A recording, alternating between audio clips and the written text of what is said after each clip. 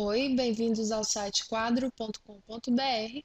Vamos nessa aula falar sobre a membrana plasmática, que é uma estrutura que está presente tanto nas células procariotas quanto eucariotas, composta por lipídios e proteínas, tá? A composição é então lipoproteica, ela é formada por fosfolipídios, que são essas estruturas aqui, e por proteínas que estão incrustadas fazendo contato com o meio extracelular e intracelular, ou então com apenas um dos meios. Essa membrana ela é fluida, essa característica é devida à movimentação dos fosfolipídios ao longo da membrana, e essa movimentação permite também a movimentação das proteínas, ok? As principais funções da membrana são delimitar a célula, é a membrana que determina o espaço que a célula vai ocupar e que separa o meio interno, o meio intracelular, do meio extracelular, o meio externo. Ela é responsável também pelo transporte de substâncias. Esse transporte de substâncias pode ser feito tanto diretamente através da membrana, atravessando aqui a dupla camada de fosfolipídios, ou através das proteínas, né? Essas proteínas podem se movimentar entre o meio externo e o meio interno, levando essa substância para dentro, ou ao contrário, né? Levando a substância para fora da célula, ou a substância pode atravessar essas proteínas aqui, ó, que formam canais, tá? Geralmente essas proteínas que fazem contato com o meio extracelular e o meio intracelular formam canais que permitem a passagem de substâncias, tá?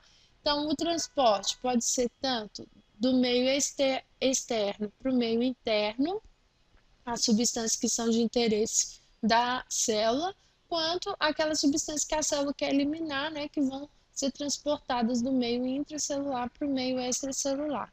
E é a membrana também responsável pelo reconhecimento dessas substâncias, principalmente substâncias externas que precisam ser absorvidas pela célula, tá?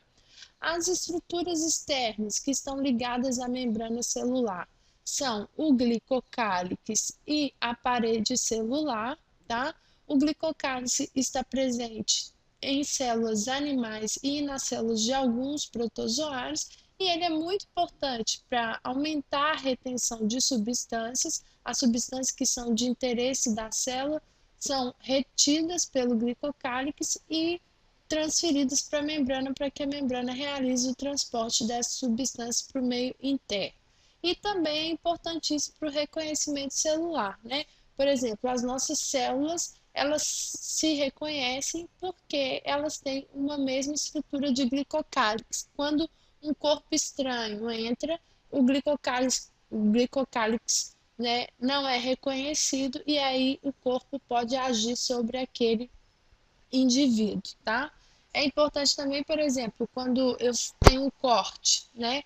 E as células vão se dividir para fechar, as células da pele vão se dividir para fechar aquele corte. Quando a célula de um lado fizer contato com a célula do outro lado, aí o corte está fechado, e esse reconhecimento é feito através do glicocálix, ok? A parede celular é uma estrutura presente nos vegetais e em algumas bactérias, sendo que nos vegetais ela é composta pelo açúcar celulose, tá?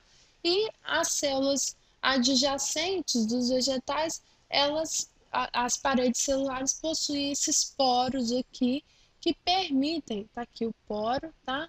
E esse poro permite a passagem de estruturas chamadas de plasmodesmos, que fazem o contato entre o meio interno de uma célula e da célula adjacente. Esse contato é muito importante, por exemplo, para manter iguais concentrações de substâncias, né, igual quantidade de água entre as células adjacentes.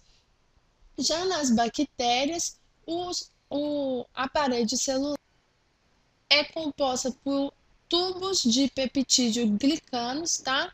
E existem dois tipos de organização da parede com a membrana celular das bactérias. Nas gram-positivas, existe uma membrana celular, a membrana plasmática, e uma camada de parede celular, uma camada de peptídeo-glicanos. Já nas gram-negativas, existe uma membrana celular, a parede celular e mais outra camada aqui de membrana celular, tá? Essa dupla camada de membrana aqui impede a entrada de alguns antibióticos, tá? Posso dizer até que da maioria dos antibióticos. Essa primeira membrana aqui impede, por exemplo, a penetração de penicilina, que é um antibiótico que impede a formação da parede celular e que por isso mata, destrói as bactérias, tá? Então, as bactérias gram-negativas são mais difíceis de ser combatidas, né? Enquanto as gram-positivas, aqui nessa estrutura, os antibióticos penetram de maneira mais fácil, tá? Bom, foi uma aula bem simples para vocês entenderem o geral sobre a membrana celular e a importância dela para todas as células. Espero que vocês tenham compreendido. Um grande abraço e até as próximas aulas.